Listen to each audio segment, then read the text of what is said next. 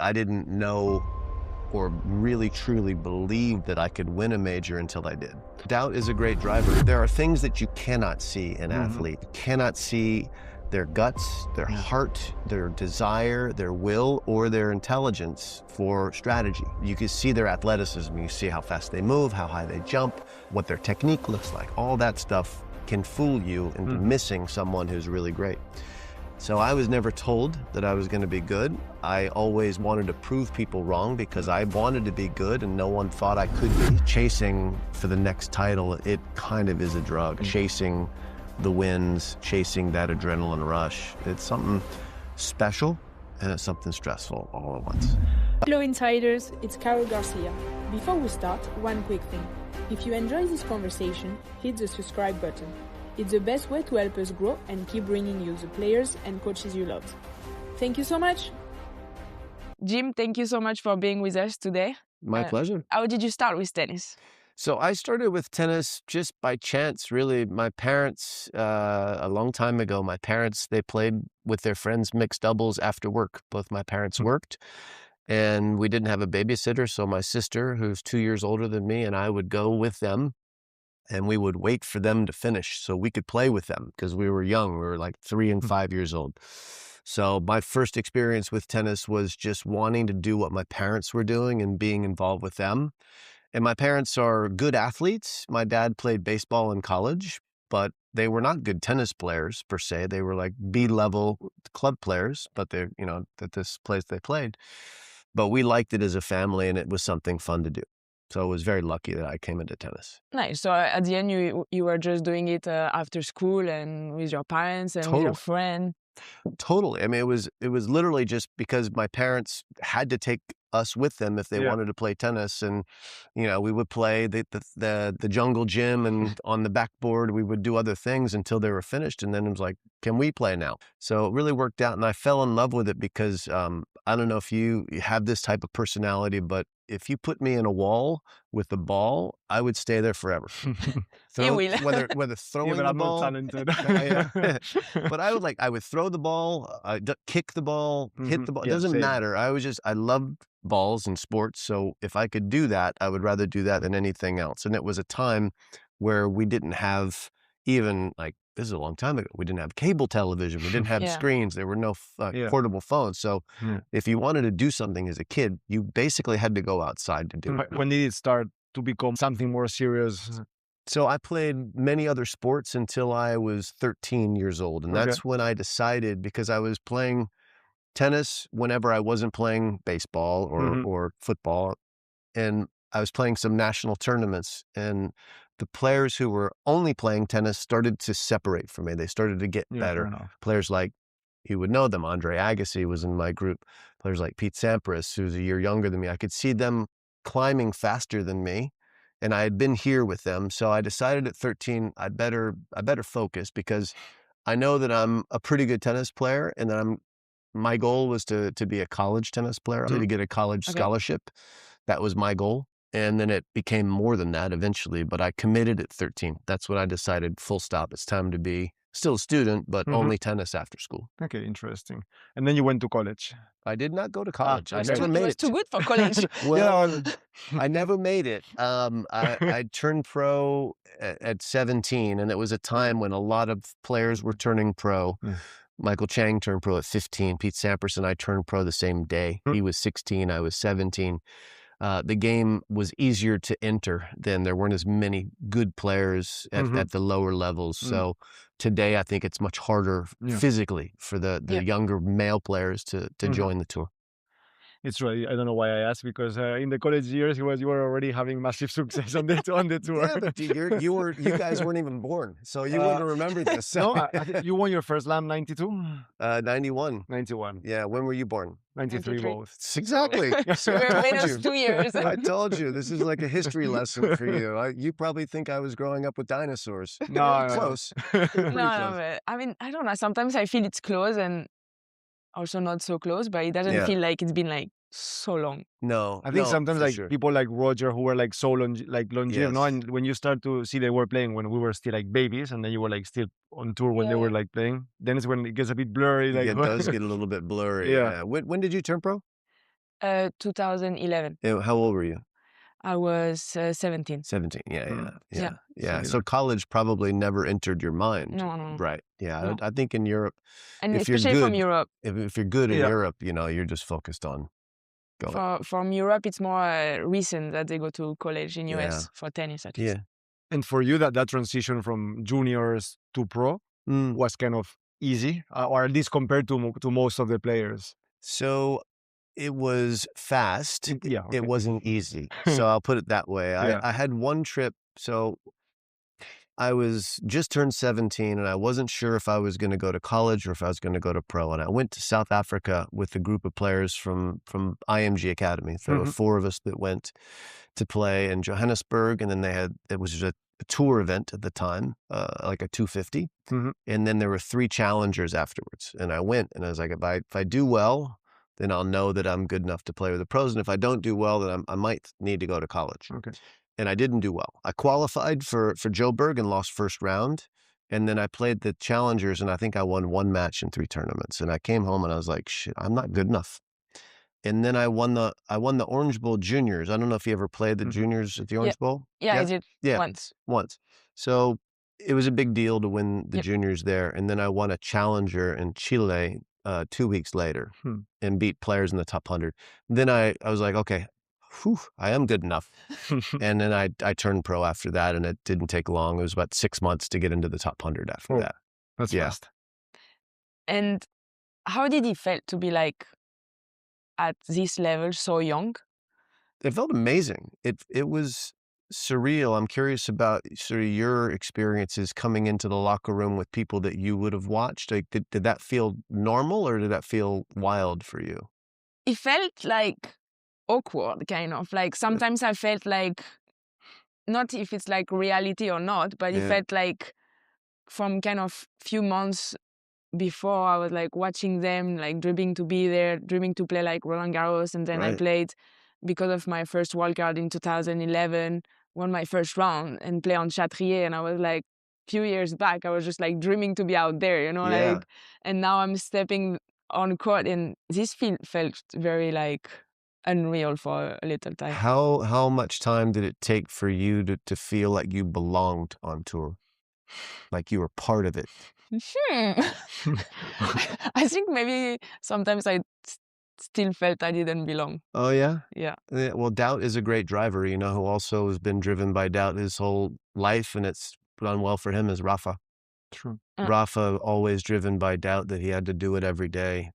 But for me, it was awkward in the beginning of the locker room because I just wanted to sit there and look at everybody. Yeah. Like, oh my God, there's John Mack, there's Yvonne Lendl, there's Pat Cash, there's Matt Svilander, all these people, Boris Becker, all these people I've watched that they're on TV. Yeah. They look like they're gods. Yeah. And then now you're in the room with them and you might have to play them. And it's just, it took me probably 1 year to feel like, okay, I'm officially part of it now. My ranking is high enough.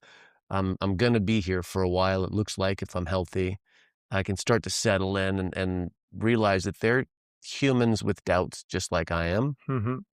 They're not gods, but it took a while to kind of get comfortable, and they didn't make it easy. They didn't want it. They didn't want me to get comfortable. No, I think like for me, seeing Serena and playing against her and everything was very impressive. Yeah. She always looked like so much taller than she really is, you know? I mean, she's tall, but she's not like crazy tall. Yeah. But for some reason, it looks like she was 2 meters high. She's probably the same height as you. Yeah, like more or less the same. But I don't know. I just felt she was very tall on court. It's the aura that they bring. You know, they have this energy around them. These players like that, these champions, they carry an energy, and it's intimidating. It is intimidating until you get kind of in the mix with them, and then you see them have bad days, and you're like, okay, all right, maybe I do have a chance. We'll see. And then once you entered top 100, what was your immediate goal after? You thought you had the chance to fight for the big, for the slams or not yet? So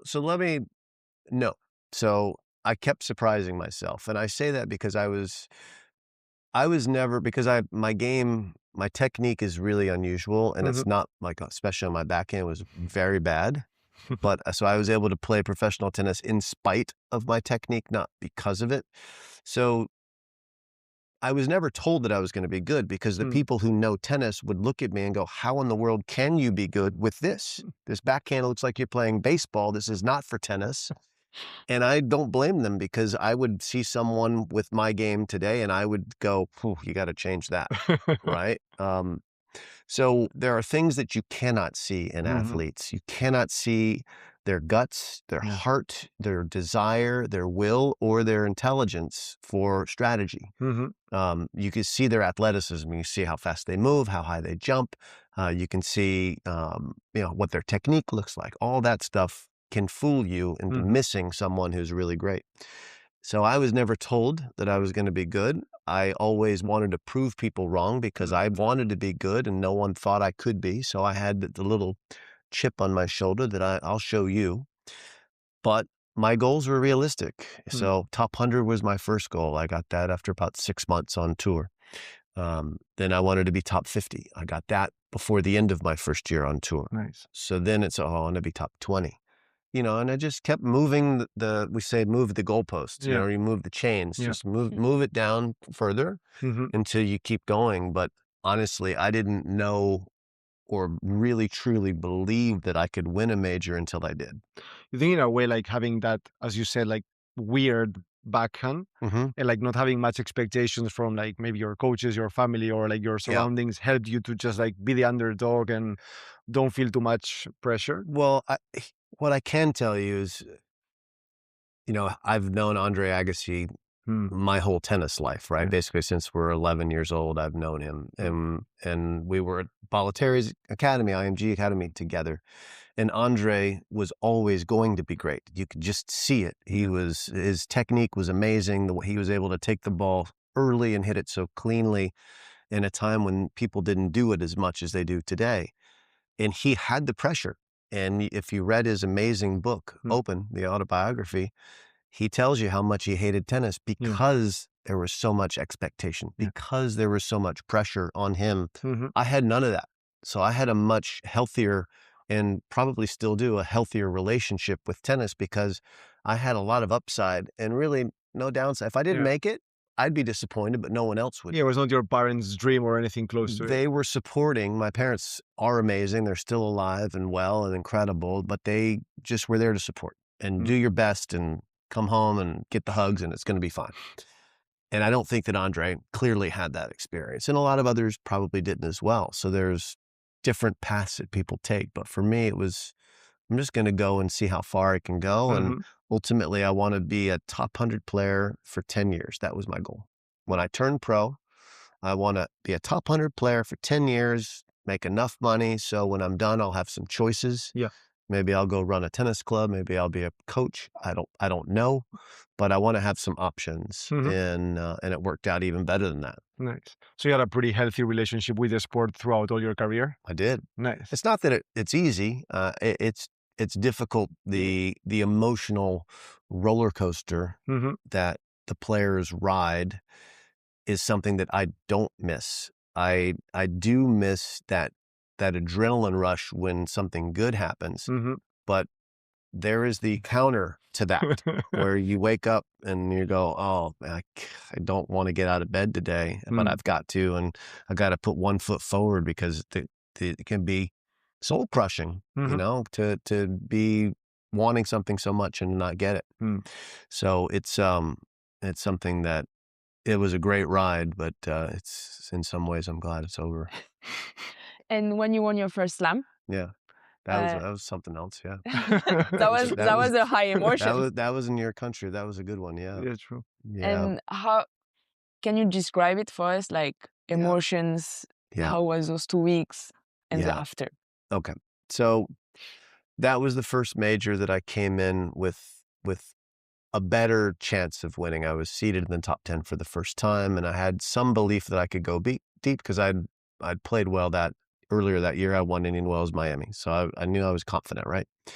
But I still didn't know, because I'd never been past the 4th round of a major. I'd never been to a quarters of a major. So I got through the quarters, I got through the semis, and then I played Andre in the final. And he'd been in, this was his 3rd final, but he'd lost both of them. And he was the favorite in all 3 of those. So he had the pressure. I didn't. And it was going to be a good tournament for me, even if I lost. Yeah. I'd be disappointed, but still it was a step forward for me. And I was 21 years old. So I had, was I 20 years old? 1991. I was 20. I wasn't 21 yet. Crazy. And so that was one of those moments where you look back on it and it was a life-changing moment. If I lose the final, I don't know where I go from there. Maybe I never win one. I don't know. But you win the final and then you know you can do it, right? That's the question is answered.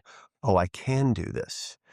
And you just don't know the answer until you get it. Yeah. So, and then I woke up the next day and my world was totally upside down because now people wanted to talk to me. People wanted to take pictures of me and there were more responsibilities, but there was also a lot more confidence. Yeah. So there was a lot more responsibility from a business standpoint, but there was a lot more opportunity also, but a lot more confidence here. And I also had a great team around me that made sure that I knew that this was just the beginning. It was not the end of the line. It was, we still have work to do. You still have work to do to get better. So I was surrounded by people that kept me calm in what was a storm that was circling around me. One thing that I often tell people that when they say, what's it like to be famous? Because it is different to be famous. And I was famous for a small portion of my life, you know, at a pretty big level within the sport. And what I say is that like this table we're sitting around right now, like you're in the middle of it and you have your family and your close friends and your team that's on the inner circle and nothing changes there.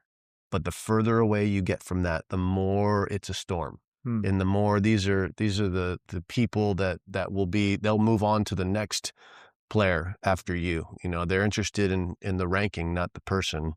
And you have to recognize that. So I was lucky enough to recognize that the people that I held close were the ones I needed to hold even closer in that moment and not get caught up in all of the chaos that goes on around you, because that's how you lose focus and lose your way.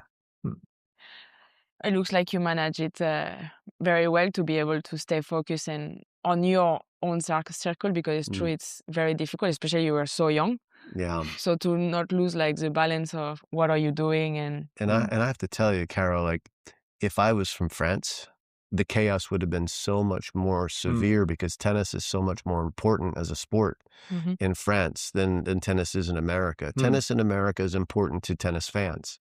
Yeah. And if you're a Serena or you're an Andre or you're a Pete, eventually you become part of the overall culture. I never was at that level. So I was still able to go to restaurants and not be a big deal in a restaurant. Like I couldn't even get a table at a restaurant in Los Angeles when I was dropping your in the name. world. They were like, who are you and what do you do? I was like, I'm not in Hollywood. I don't know. I just want to get some food. So there's levels. Yeah. You know, you see the players these days, you see what Iga and Carlos and what they're dealing in arena, like Coco, there's so much more attention because there's so much more media now and so much more video that's available. That wasn't the case back then. So I could go a little bit more under the radar. It's true, like it seems that back then, it was kind of easier to switch off, I'm Jim Courier tennis player and just go back to have like more like a normal life and all the benefits that come with it, like rest and stuff. Now with social media and stuff, it seems like even if you don't want to, you're all consuming tennis nonstop, you're reading about you nonstop. So it's harder like to just like switch and recharge. I think the temptation must be too great for players not to do it. I did read that Ben Shelton has been off of social media, or at least Twitter, for 2 years now. Okay. And I understand there's a business component to it, and maybe your management team needs to have a presence so your sponsors can get access to your audience. But there's a lot of unhealthiness involved in it too, and I feel very lucky in a way that my time in the limelight was not bothered by that at all. It was just newspapers the next day. That was all there was, and I just learned not to read them. Yeah, it's easier to skip that something in your phone, in your pocket, because you're always looking at your texts from your friends and family. So it's a temptation. Yeah, and that's humans aren't great with temptation. It's not our strengths. And even sometimes, like just with your phone, like you say, like. Obviously, your friend, your family, they will text you if they see something great happening, and they always mean very well. But it's true that after a good win in slam where like everyone sees it, it's like you have so many messages, it's hard to like, I mean, you most of the time don't read it, but you how did you manage it? Uh, How do you manage it? Like it's not easy. It's not easy. I mean, now sometimes there is more tools, you know, like with your, either you have two phones or you're like your do not disturb on and you just like have the notification, or like your very close team and you don't see as much. But it's true that sometimes, like obviously, like sometimes it's a phone is a permanent disturbance.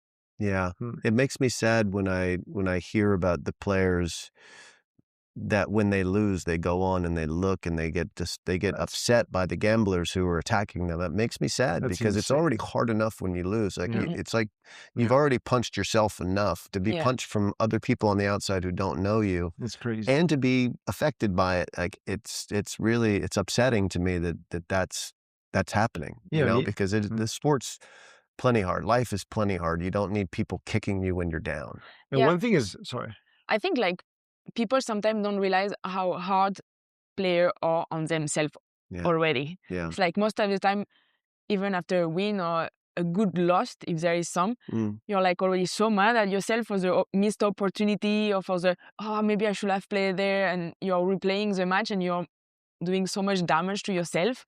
Like no need for more. There's none. There really isn't. And it's really easy for people that don't understand the existence that you're living out here to be very cavalier about what they say about you. Just to, you're an idiot. How could you lose that match? You know, this other player that I was playing is pretty good, as it turns out. They're professionals, so it's always easy from the outside to throw water balloons at people, but it's upsetting to me that it's so impactful to the players currently. Yeah, what it's scary is like all the like younger generations coming up with like 15, 16, starting to play on the tour, getting all this kind of stuff. Like because when you're 30, you know, maybe it hurts, but you have probably or you should have the mental tools probably to like, hey, like this person, you know, like it's whatever, they don't know me.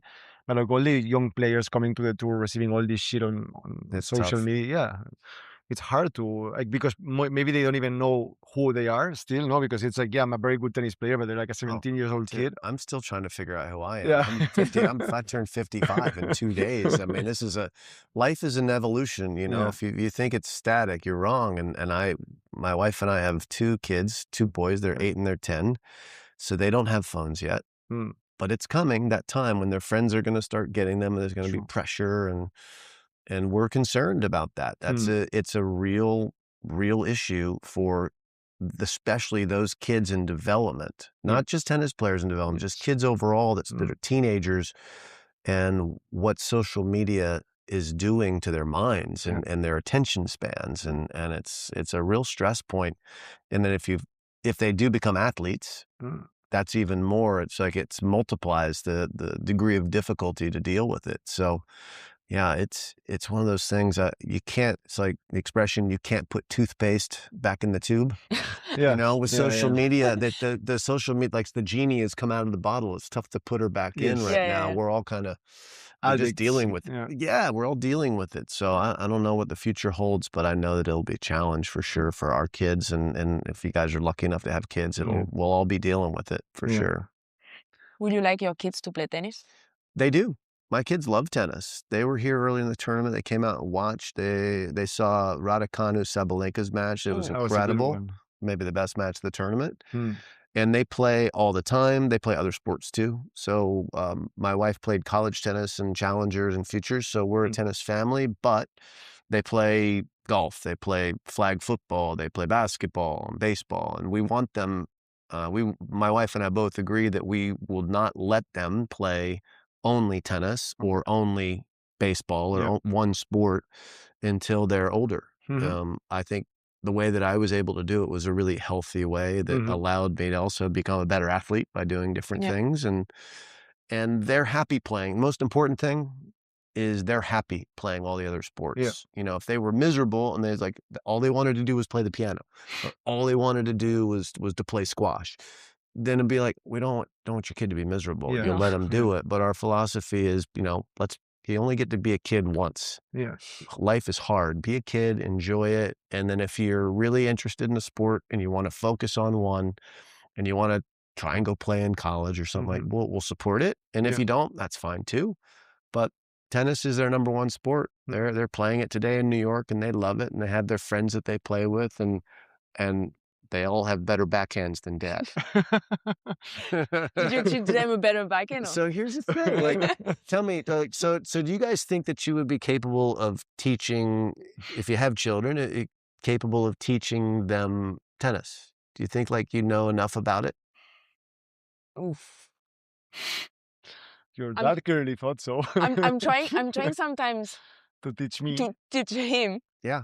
It's hard. That's a good lesson to try and teach him. But I think the problem is on me, not on you. I think it's just I'm a bad it's hard student. Because I feel now for player it becomes so natural. Yes. It's like it's hard to explain how to do a forehand, because sometimes if I play my forehand, I know I did something wrong, but it's more a feeling than I know exactly what happened. Yeah. It's more a feeling, and sometimes it's hard to pass a feeling to someone. Yes. Obviously, like, if there is something very bad, I can kind of see it, and I try to express what I saw. It's very hard. Yeah. Unless it's obvious. It's two different things at the end. Not to be able to do something very well and to have the ability to explain someone how to do it. No, it's very different. Two different skills. Yeah. No, I have to tell you, like, it's been a wonderful experience for me personally. Yeah. To go on this journey.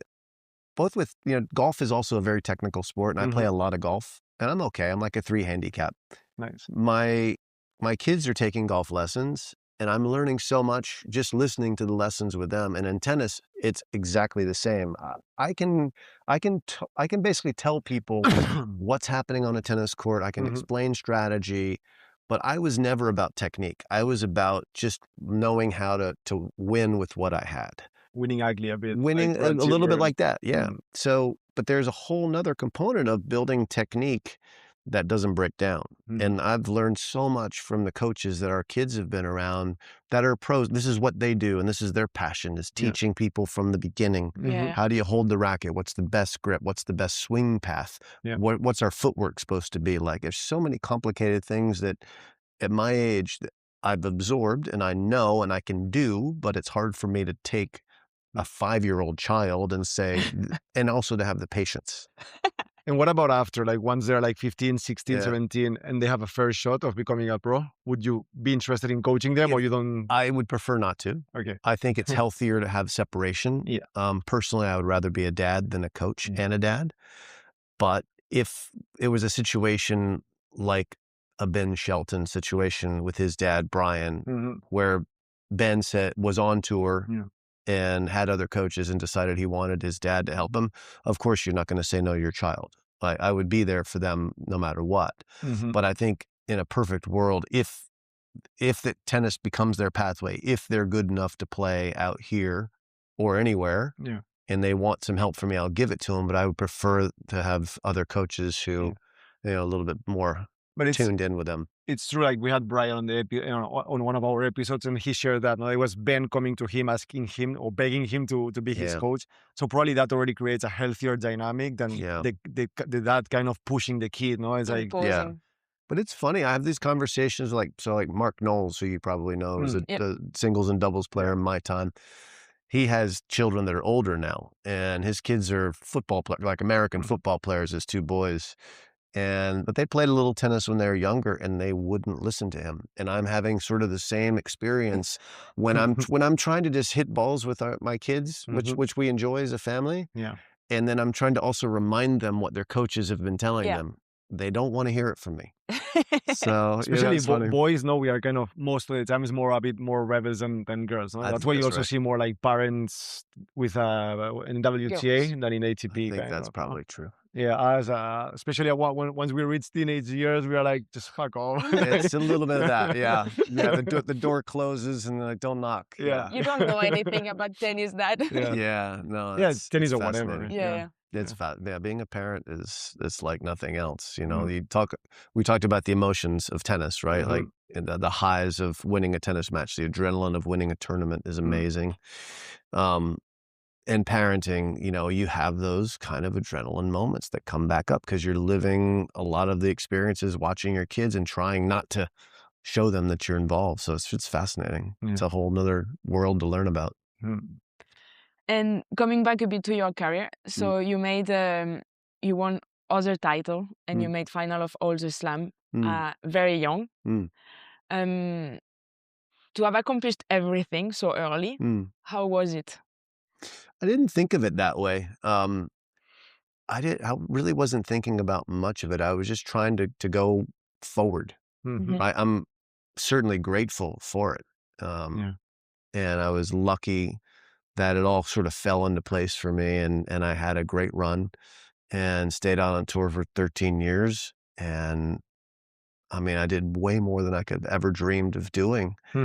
And I don't know what it's like to be like a Stan Wawrinka, who have a kind of a similar career as far as the amount of titles, major titles. I won 4, he won 3, but he did his late, right? So, you know, maybe Sasha Zverev is going to have that type of a late run. I don't know what it's like to kind of come through and have to wait for the breakthrough. So I only know my pathway, and it was one where I'd seen Michael Chang win very early. He was my peer. I'd seen Pete Sampras win very early, so I knew it was possible. I didn't know if it was possible for me, but I did it and kept doing it, and it was great. And then it became harder because Pete got better and other players came on, and it always gets harder because more players come in. But it was still chasing, you know, for the next title. It kind of is a drug. I think we have to admit, like chasing the wins, chasing that adrenaline rush. You know, it's something special. And it's something stressful all at once. But you retired quite early, no? Around 30. And maybe I'm saying it wrong, but you said it was because of lack of motivation, or? No, that's about right. I think my body was starting to wear down because if I knew then what I know now, I would have, in the second half of my career, I would have taken a little more time to rest and recover. I just kept pushing because that was all that I knew. It's how I got good, was by pushing. And at some point I needed to back off because I already knew how to play tennis. I needed to be fresh and ready to go play. And I needed to get off of the hamster wheel, you know? I needed to get off of the hamster wheel and kind of take a breath. And I did. I never lost love for the game though. Like I retired and I was living in Orlando, and Pete Sampras was living in the same place. And Pete asked me, "Hey, can you come out and hit with me? I need to practice." I'm like, "Sure." I went practice with him for a week. And it was super fun, like, because I didn't have the stress of worrying about going to a tournament. I was happier than he was. Yeah, it was not playing tennis. It's everything that it is out. It was the travel. It was the grind. It was the physical work. Was really, because I put myself through it, kind of like an Andy Murray, where you just grind your body down. I thankfully didn't have the hip trouble that Andy did, but I had the same work ethic that Andy had. So, but I had 13 years out there, and that was 3 more than I'd planned on. So I was lucky. Knock on wood, it was more than I could have dreamed of. Having won those 4 slams made it easier for you to take the decision at 30? Like if you haven't...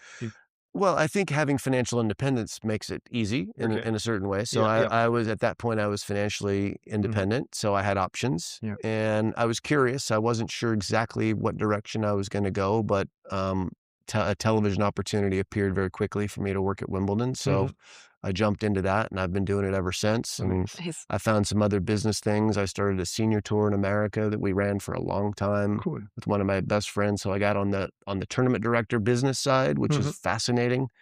And it made me a better person to understand how all of it works and to not be as self-centered as you kind of have to be as a player. Yeah, fair enough. So, I've been able to live a really interesting life on the other side of playing tennis, but still within tennis. It's been pretty good. Coaching was never an option? Coaching's never been something I've been interested in doing other than Davis Cup. And I was a Davis Cup captain for 8 years, which was a real honor, and I loved it. It was great, but it was also something where if you're going to coach, you're in it 365 days a year.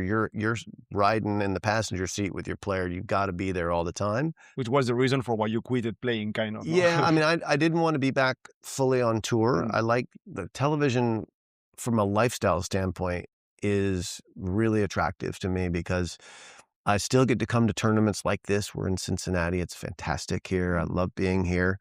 And I'll be at the US Open. But in the fall, I don't travel very much. Yeah. I'll still work some tournaments, but from home in Los Angeles in the Tennis Channel studio. So I have kind of the best of both worlds. I still get to be involved in the sport, but I don't have to grind travel-wise and get tired of being on the hamster wheel again, right? So I'm constantly searching for that balance, and it's become even more important as a husband and a father. Yeah. Mm-hmm. Would you say during your career you were able to find balance?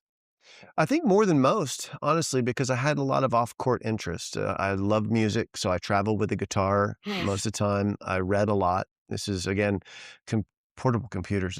I'm so old. We're like just getting AOL where you have like email when we're out there. So, but I spent a lot of time just reading and learning about different things. I had a great team with me throughout much of my career. Brad Stein, who still works with Tommy Paul, was one of my coaches, and Brad's a really curious person, a really interested person. So he didn't allow me to just sit in my hotel room. So we would go out and see things when we were around the world. So I got to actually see the world, not just see the tennis tournaments. Because of Brad, I probably wouldn't have. And so I think I had more balance than most, but it's still an extreme commitment. Of course it is. Of course. So it seems like, especially maybe on the women's, back in the day, like that mindset of enjoying your time when you're not actually like training or in the gym, it was not very normal. Like people were told like, oh, you should not go out, you should not do much, you should stay in the room and rest, like so. To be doing that differently probably was like super helpful. Yeah, like I would go see concerts when we're on the road as much as I could, or other sports whenever we could, whether it's, football games in Italy when you're at the Italian Open, which are crazy. Those fans are amazing. That are fun, yeah. They're wild, but just getting to do a little bit more than just being stressed out all the time. Yeah, because it's really healthy, right? Anna Ivanovic was sharing with us, that she was told like stay in the room, like just watch TV, like don't go to the beach because it gets you tired. Yeah. So like this, you will end up burning out. Like it's hard to sustain. It's the balance, right? I mean, how do you balance getting the rest that you want with still having a life where you're actually happy? How do you do it? I didn't find that balance. No, I didn't find it. So my dad coached me for a very long time. Yeah, I know. And he was very involved in my career. And for me, I mean, many times I wanted to have like my own team and him just as a dad, because for me it was very difficult to have him around and to have my own choice and freedom. So it was very around, and I had to like do everything kind of perfect to make it work. And for me, it was never a real balance that I found. Yeah. That's why also like the last 2 years for me have been so hard, because at the end I was just like, well, I don't know really why I was doing it at one point. And I was like, it's good life, but I don't enjoy outside of the win. So every loss is like a disaster. You're about to find a whole new life on the other side. Yeah, when we started traveling, I remember first tournament was Rome, kind of traveling full time, and she was telling me that she could not go like on a 15 minutes walk the day before her match because she was losing explosivity. I was like, I'm not a pro athlete, so maybe I'm the dumb guy here, but it doesn't look like it. Me, I do marathons and stuff, and it's kind of fine. Yeah. But so I was it was like I was too extreme, so I was doing like nothing. Yeah. Outside, I think the only place where I was going to visit, it was Rome. Because it was very special and the city is very, very nice. Incredible, but outside of that, it was nothing. So at the end, it was getting like long, boring. And of course, I mean, matches and everything, it's nice, but sometimes all the emotion you have to go through, it's like exhausting. So for me, it was hard to build my identity outside of a tennis player. And I was identifying myself only with my result. Yeah. So that's hard not to. Yeah. That's hard not to because you're so emotionally tied to it. It's your passion. It's your job. But balance it's everything. And I think you'll find it pretty quickly once you cross over to the other side. I think you will. I hope so. I think like in the last year, I'm doing much better. I'm doing fine. Like even like it's my last tournament, but I don't mind going practice 3 hours. It's like I know it's my last tournament and maybe it's gonna be one match, but I don't mind putting the time. I know I have also other things to do also, but that's not why I don't practice. It's like it's like just balance. I know I can practice 3-4 hours, do my recovery and everything, and I still have time to do this, a podcast, or go for a walk, or do something, you know. And before I didn't understand that. Yeah, now you have a partner also to do fun things with, so that helps. It's easier. That helps too, right? Yeah, does help find that balance. Yeah. So, well, and how is your experience in broadcasting? Broadcasting's been super fun. I thought that I would like it, but I didn't know that I would love it. And what I like about it is there's so many interesting people that you get to work with, right? You work for different networks, whether it's in Australia or for like ITV in the UK, you work for European broadcasters, different. You have to learn how it works differently, but it's fascinating how it all comes together. And there's just a lot of smart people around, and I like being around people that are smarter than me so I can learn stuff. So it's been a great experience. I think I've learned so much more about tennis through it. It's just a fascinating way to stay involved in the sport. Every day is different. Come to the courts, like tonight, I'm calling the match with Zverev and Shelton, and I called their match last year. So I was studying my notes from the match last year and looking at footage, and, you know, it's like trying to solve a puzzle. I'm trying to solve a puzzle for the fans at home. Why is this happening? What they can see what is happening, right? It's not radio, it's television. So my job isn't to tell them that was a forehand cross court. It's why was that forehand hit cross court instead of down the line or a drop shot? Why?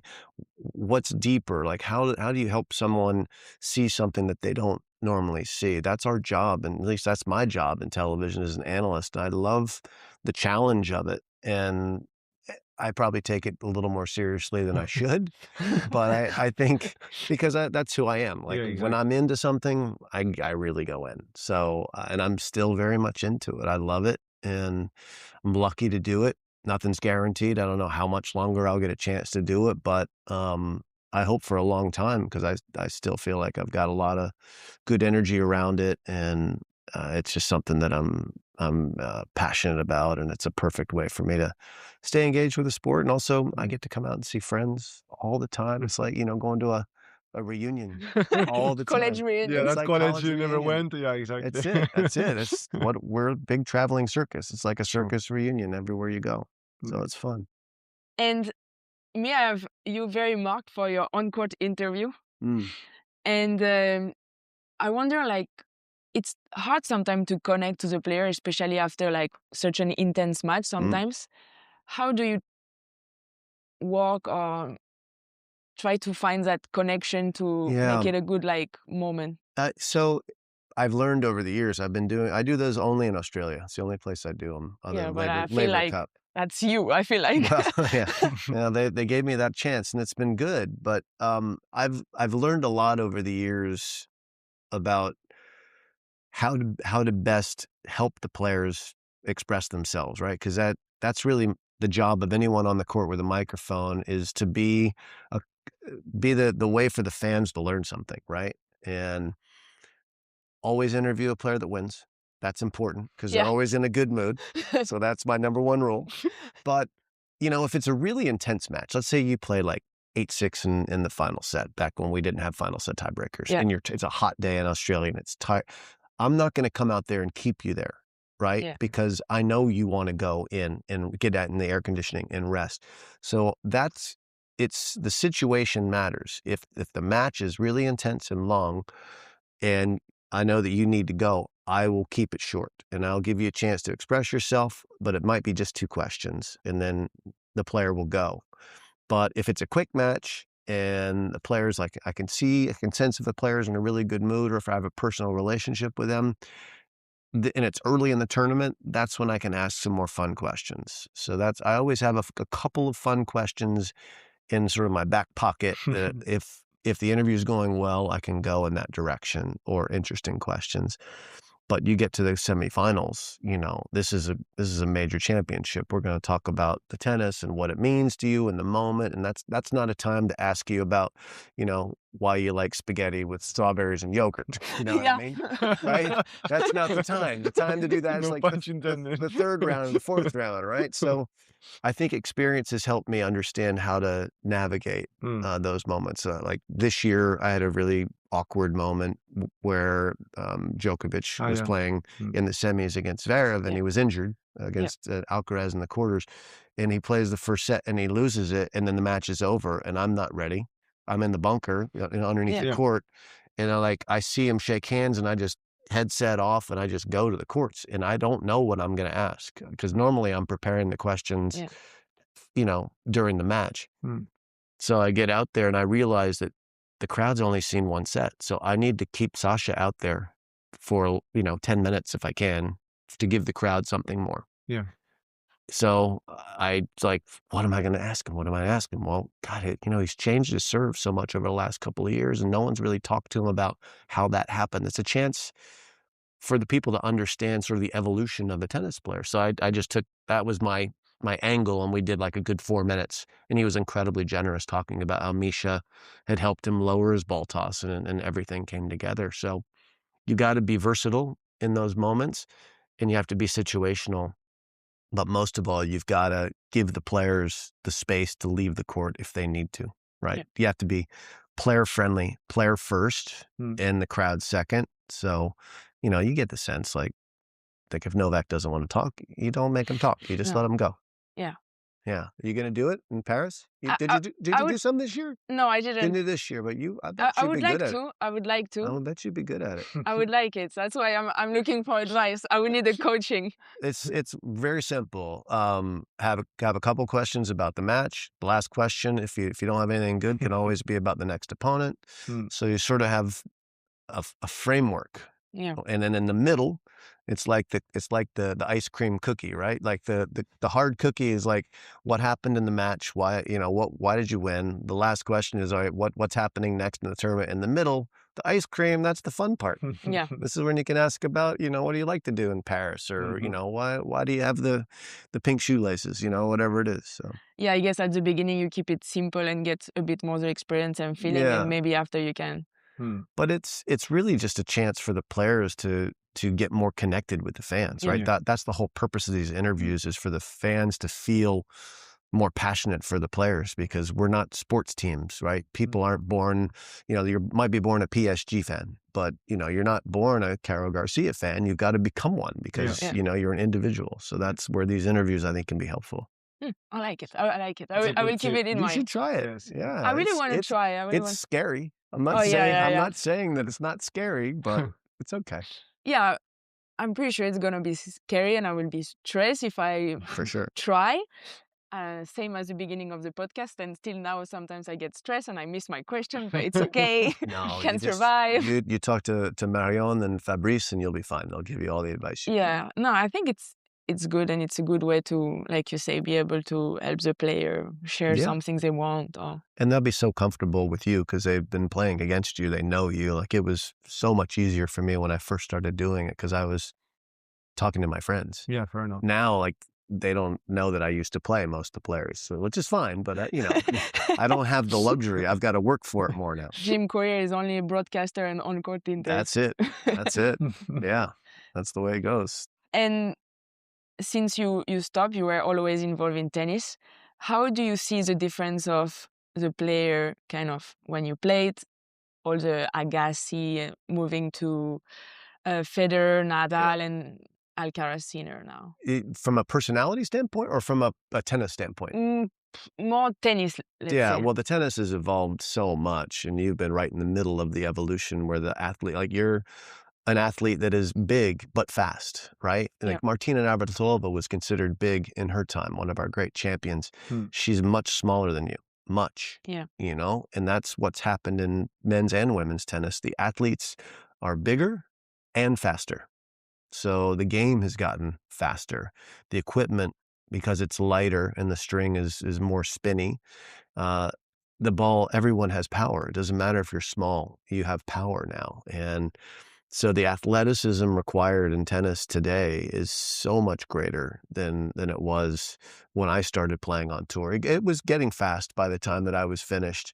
Like, we hit the ball hard, right? But, Sampras, Becker, Stiek, Krajicek, Ivanisevic, they were big servers, but their high end was 130 miles an hour. Now you got people who can hit 150 miles an hour, Yeah. So it's gone even further. They would hit it with that equipment now too, but they didn't have it. So the game's faster, it's more physical, but the players have more support now. They have better help to get ready before the matches and come down after the matches. They have bigger teams, which seem to be helping players play longer. And that, so careers, even though it's more physical, more difficult, the players, I think, have better environments around them to keep going longer. So for me, this is the tennis that I'm seeing over the last 15 years. It's unbelievably great.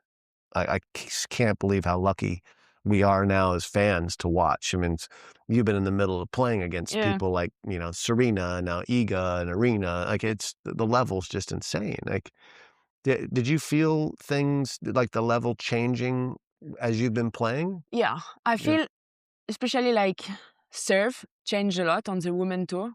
Before you had like, the few like 5 players, they were serving big and good. And then the second one, especially, and then the rest, especially the second serve, was very weak. Yeah. And like it was like a weapon and you had to go for it. Yeah. And now it's like you don't really find anyone who cannot serve okay or good. I mean, Iga evolved so much on her serve. At the beginning, her serve was sometimes a weakness. Sure.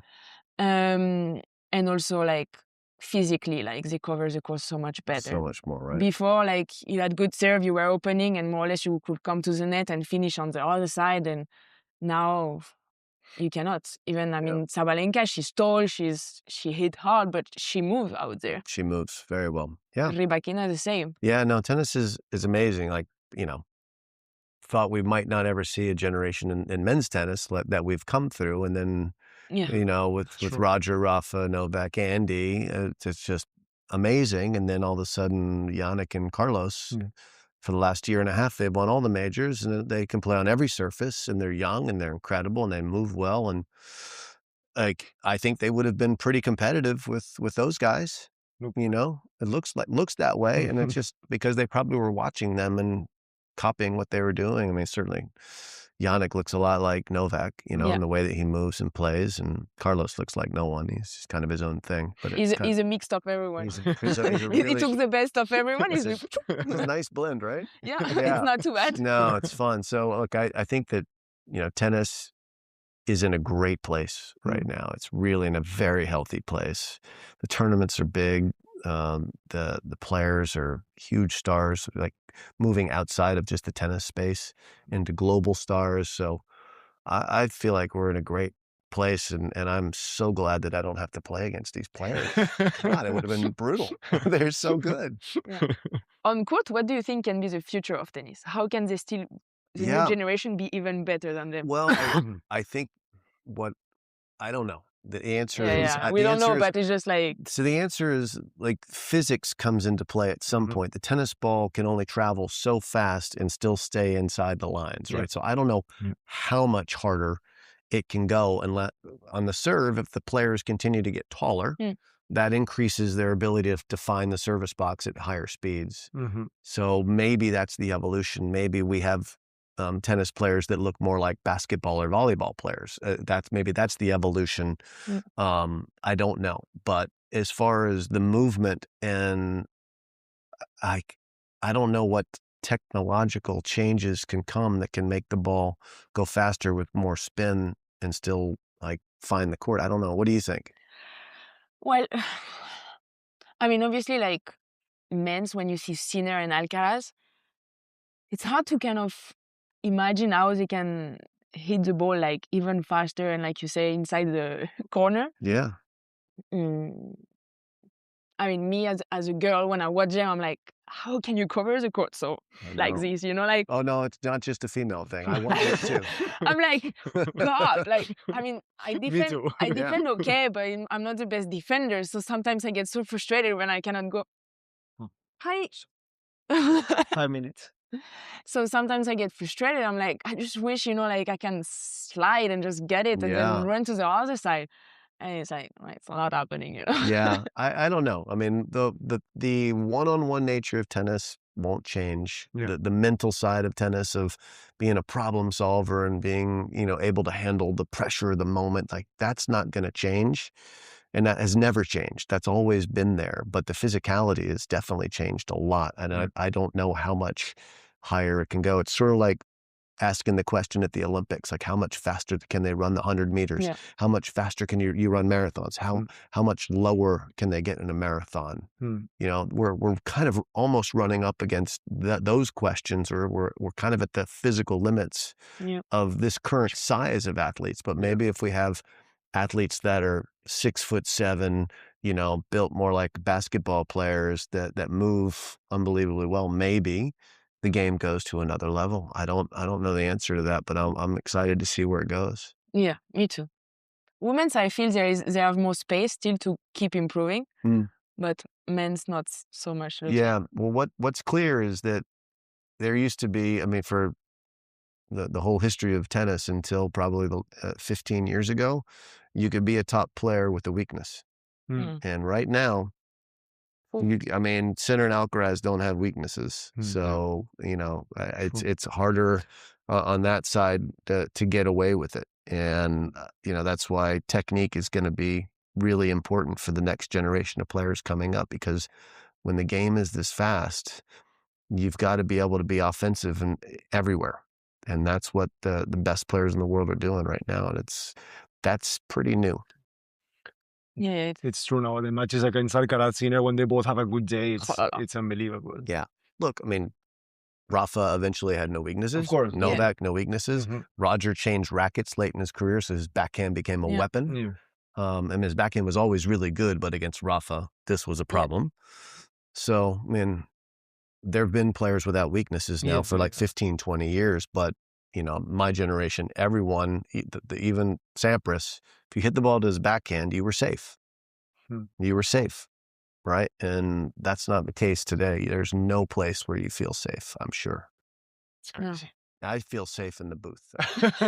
Very comfortable up there. With the EC and everything. I'm guaranteed to make the finals most weeks. You don't wish you don't wish you were born later in life. I'm very, very happy. If I could come back and be my children, I would, because they're living. It looks pretty fun what they're doing, but I don't want to take that chance. I've been more lucky than I deserve to be. Awesome. Which advice would you give to a young player coming up? Yeah, so it's the advice that I give to my kids and anyone who asks: follow your passion. Do it for you, right? If it's your passion, you will make it through the tough times. You will fight, because none of this will be easy. Nothing worth pursuing in life is easy. So you need that fire, that passion, and it has to come from within you, I think. At least that's my belief. Yeah. Nice. It's a good one. It is. All right. Awesome. Thank you so much. Yes, thanks for having me. Yeah, it was Thank you very awesome. much. I hope you had a decent time as well. I had a great time.